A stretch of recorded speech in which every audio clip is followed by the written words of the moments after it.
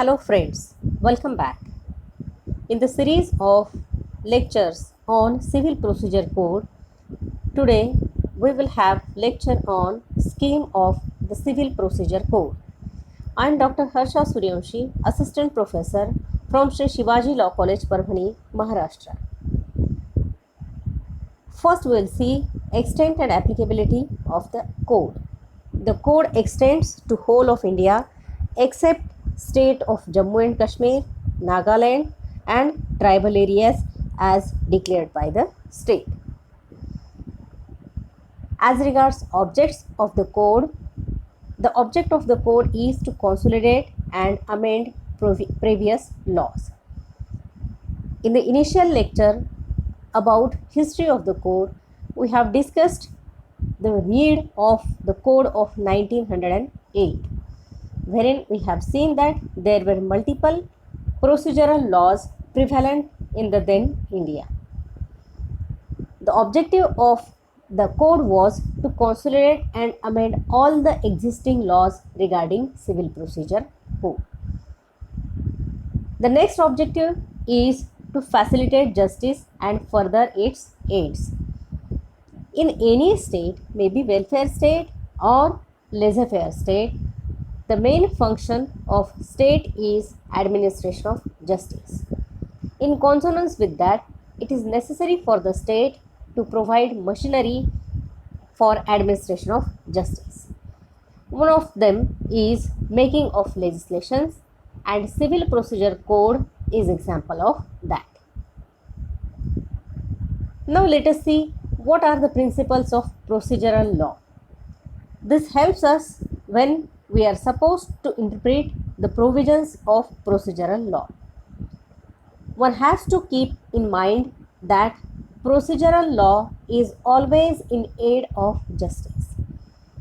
It is supposed to help the justice. The procedural law can neither contradict or defeat objects of substantive law. It means substantive law shall always be superior over procedural law. Therefore, we can say that a procedural law cannot confer what is not given by substantive law. Similarly, if anything has been given by the substantive law, the procedural law cannot take it away. Again, one of the major principles of procedural law is that proceedings in a court of law should not be allowed to be defeated on technical grounds.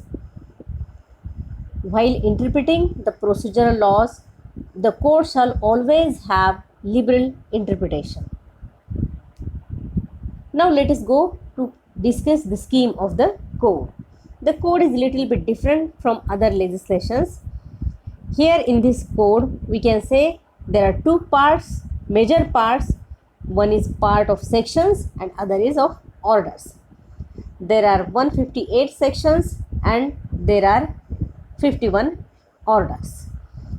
All the orders, they are enveloped in schedule 1. Now what is the difference between sections and orders? Sections, they lay down general principles of jurisdiction, and in a way we can say the sections are substantive in nature. As against this, orders comprise rules and sub-rules, and it is procedural part. The next difference between sections and orders is that sections cannot be amended except by legislature, while orders can be amended by respective high court. And orders, they lay down procedure, method, mode and manner of exercise of jurisdiction, and therefore it is for the high court to determine the procedure convenient to it. Besides orders and sections, there are appendices, and these appendices provide model forms of pleadings, processes, decrees and appeals. Now what is there in the sections? Section 1 and 2, they are preliminary sections. Section 3 to 8, it deals with constitution of courts or hierarchy of the courts. Section 9 to 35B and Order 1 to 20 deal with institution of suits. In Section 9 to 35B, Section 9 to 15 deal with jurisdiction of courts. The next point regarding place of suing in jurisdiction of courts is discussed in Section 15 to 21A. Section 22 to 25 deal with transfer, withdrawal of suits or appeals. Section 26 to 32 deal with institution of suits. Section 33 deals with judgment and decree, 34 with interest, 35 to 35B with costs. The major portion is Section 36 to 74. It deals with execution of decree.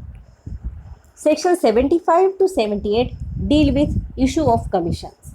When the court can issue commissions and what are the circumstances, what are the powers and what is the procedure that is to be followed by the commission. Section 79 to 82 deal with suits by or against government. Section 83 to 88 deals with special suits such as suits by or against alliance, foreign rulers, ambassadors and envoys.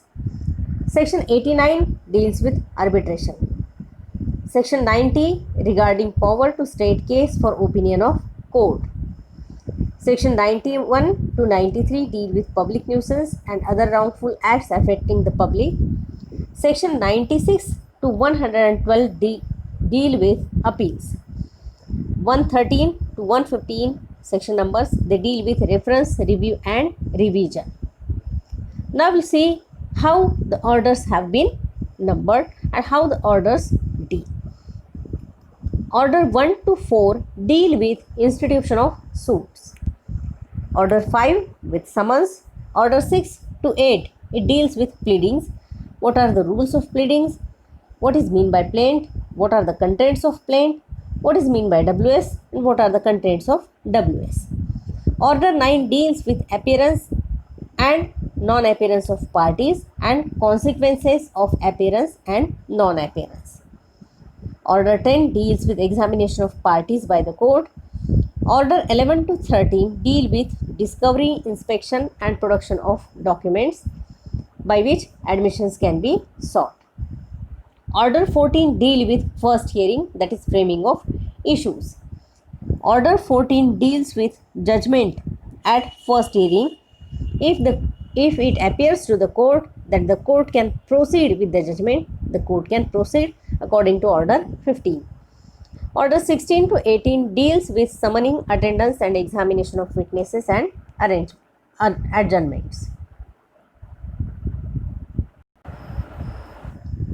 Order 20, it deals with judgment and decree. Order 21, it is regarding execution of decree and it is the bulkiest order in the code. Order 22 speaks about effect of death, insolvency and marriage of parties to the suit. What will happen and how the suits can be withdrawn or can be compromised is provided in Order 23. Special suits have been discussed in Order 27 to 37. Provisions regarding temporary injunction and interlocutory orders have been provided in Order 39.